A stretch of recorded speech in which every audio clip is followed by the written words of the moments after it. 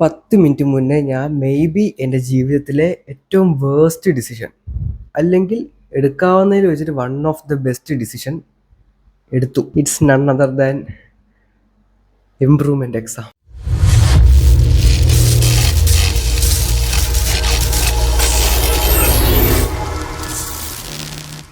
10 minute മുന്നേ വരെ improvement exam എഴുതുന്നില്ല, അതിനെ വെറുത്ത ഒരാളായിരുന്നു ഞാൻ. പക്ഷേ ഒരു 1.5 മണിക്കൂർ എൻ്റെ അമ്മ എന്നെ വിളിച്ച് ഉപദേശം പ്ലസ് ഇമോഷണൽ ഡാമേജ് പ്ലസ് അതത്രേ ഉള്ളൂ. വീട്ടുകാരുടെ സൈഡിൽ നിന്ന് അത്രേ ഉള്ളൂ. പിന്നെ സ്കൂളിൽ നിന്ന് സാറുമാരുടെ വക വേറെ.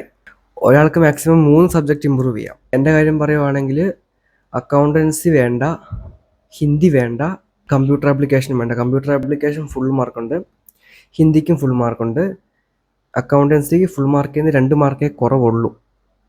ബാക്കി സബ്ജക്റ്റുകളാണ് എക്കണോമിക്സ്, ബിസിനസ്, ഇംഗ്ലീഷ്. ഈ 3 സബ്ജക്റ്റുകളാണ് ഞാൻ ഇമ്പ്രൂവ് ചെയ്യാൻ വേണ്ടി തീരുമാനിച്ചത്. അപ്പം ബേസിക്കലി ഇപ്പം പറയുവാണെങ്കിൽ എനിക്ക് ടോട്ടൽ 9 സബ്ജക്ട്സ് പഠിക്കാനുണ്ട്.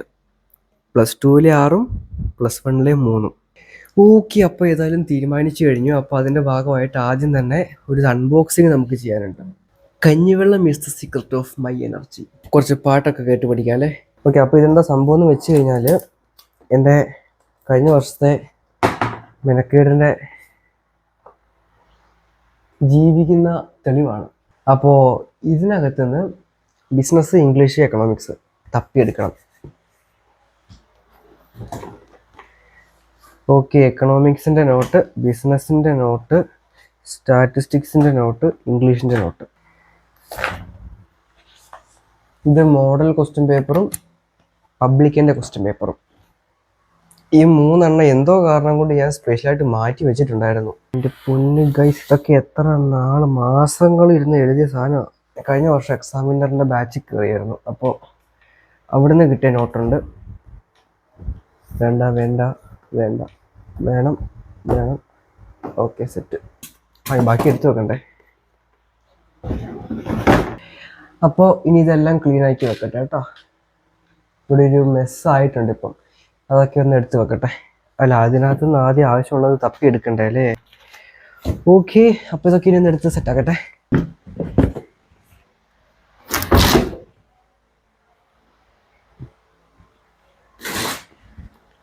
ഈ കഴിഞ്ഞ പ്രാവശ്യം പഠിച്ച ബുക്കുകളും എഴുതി ഉണ്ടാക്കിയ നോട്ടുകളൊക്കെ കാണുമ്പോൾ ഉണ്ടല്ലോ, +1നേക്കാളും ടഫാണ് +2. സോ +2ന് ഇമ്പോർട്ടൻസ് കുറയ്ക്കാം. എന്നിട്ട് മാക്സിമം മാർക്ക് +1 സ്കോർ ചെയ്യുക. ഈ ഇംഗ്ലീഷിൻ്റെ ഒക്കെ ടെക്സ്റ്റിലുള്ള എല്ലാ പാഠങ്ങളും ഞാൻ വായിച്ച് തീർത്തതായിരുന്നു പരീക്ഷയുടെ തലേന്ന്. എൻ്റെ ജീവിതത്തിലെ എല്ലാ കാര്യങ്ങളും ഇങ്ങനെയാട്ടോ. അൺഎക്സ്പെക്റ്റഡ് ആയിട്ടും ആക്സിഡൻ്റൽ ആയിട്ടുമേ ഇങ്ങനത്തെ ഒക്കെ കാര്യങ്ങൾ വരുള്ളൂ. ഞാനിപ്പോൾ കൊമേഴ്സ് എടുത്തതാണെങ്കിലും ഇമ്പ്രൂവ്മെൻ്റ് എഴുതാൻ വേണ്ടി പോകുന്നതാണെങ്കിലും എല്ലാം വളരെ ഫാസ്റ്റായിട്ടുള്ള തീരുമാനങ്ങളാണ്. സോ എനിവേ, അപ്പോൾ നമ്മളെല്ലാം തീരുമാനിച്ചു കഴിഞ്ഞ് ഇനി അതങ്ങോട്ട് ഇംപ്ലിമെൻറ്റ് ചെയ്യാം. Planning process. ഇതൊക്കെ തുറക്കുമ്പോൾ ഉണ്ടല്ലോ ഗൈസ്, ഭയങ്കര ഒരു ഫീൽ കേട്ടോ. +1 ബിസിനസ് സ്റ്റഡീസ് നോട്ട് ഒന്നുമില്ല. അതിൻ്റെ കാരണം എന്താണെന്ന് വെച്ചാൽ കഴിഞ്ഞ വർഷം ഞാൻ ബിസിനസ് കംപ്ലീറ്റ്ലി എഴുതിക്കൊണ്ടിരുന്നത് ഇങ്ങനത്തെ ഷോർട്ട് നോട്ടാക്കിയിട്ടാണ്. 1ാമത്തെ പാഠം തൊട്ടിട്ട് 2ാമത്തെ പാഠം, 7ാമത്തെ പാഠവും 3ാമത്തെ പാഠം, 7ാമത്തെ പാഠം, 5, 4, അങ്ങനെ എത്ര പാഠങ്ങളുണ്ടോ ആ പാഠങ്ങൾ മുഴുവനുണ്ട്. ഇത് ആ ടെക്സ്റ്റിൻ്റെ ഏറ്റവും ബെസ്റ്റ് വെർഷനായിട്ട് ഞാൻ ഇതിനെ കണക്കാക്കുന്നു. നോട്ട് ഉണ്ടാക്കുന്ന കാര്യത്തിൽ പൊതുവെയുള്ള എൻ്റെ അഭിപ്രായം ഞാൻ അതിൽ ബെസ്റ്റാണെന്നാണ്. സോ ഫുൾ മാർക്ക് മേടിക്കുന്നത് ധാരാളമായിരിക്കും. ഫുൾ മാർക്ക് നമ്മൾ അങ്ങനെ അത്യാഗ്രഹം പാടില്ലല്ലോ. പഠിക്കുക, എഴുതുക, കിട്ടുന്നത് മേടിക്കുക. സോ ഇനി അടുത്ത പരിപാടി ഒരു ടൈം ടേബിൾ ഉണ്ടാക്കണം. അതാണ് എന്നെ സംബന്ധിച്ച് ഏറ്റവും ഡിഫിക്കൽട്ടായിട്ടുള്ള പണി. ആ 2 സാധനം കണ്ട, അത് രണ്ടും ഞാൻ കഴിഞ്ഞ വെക്കേഷൻ ഇരുന്ന് ഉണ്ടാക്കിയതാ. ഇനി അങ്ങനെ പറ്റത്തില്ല. ഇനിയിപ്പം സമയമില്ല, തമാശകളില്ല, ഓൺലി സീരിയസ്. ഈ ഭയങ്കരമായിട്ട് ഇങ്ങനെ ഓവർ വേൾമിംഗ് എന്ന് പറയൂലേ, ഓവർ വേൾമിങ്ങാ അങ്ങനത്തെ ഒരു സംഭവം ഉണ്ടല്ലോ. ഈ 3 ബണ്ടിൽസ് എനിക്ക് ഇനി പഠിച്ചു തീർക്കാനുണ്ട്.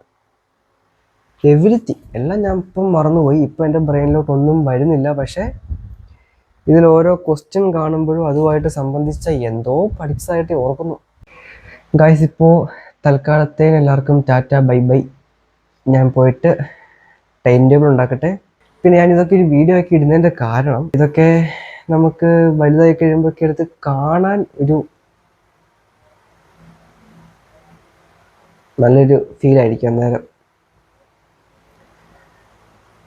മാർക്ക് കൂടുവാണെങ്കിൽ ഇല്ലെങ്കിലും ഗൈസ് മാർക്കൊന്നും വിഷയമല്ല, പോകാൻ പറ.